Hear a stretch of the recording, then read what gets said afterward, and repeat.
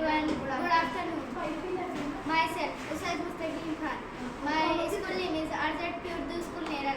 My project name is Satellite Communication. तो आज हम देखेंगे कि सैटेलाइट कम्युनिकेशन क्या है।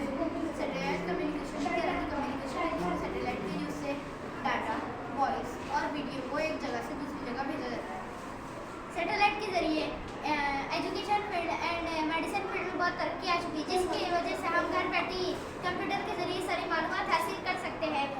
सैटेलाइट तीन तरीके की होती हैं।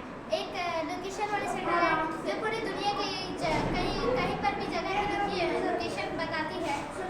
इंफॉर्मेशन कम्युनिकेशन वाली सैटेलाइट जो डाटा, वॉइस और वीडियो को एक जगह से दूसरी जगह तक ट्रांसफर करती है।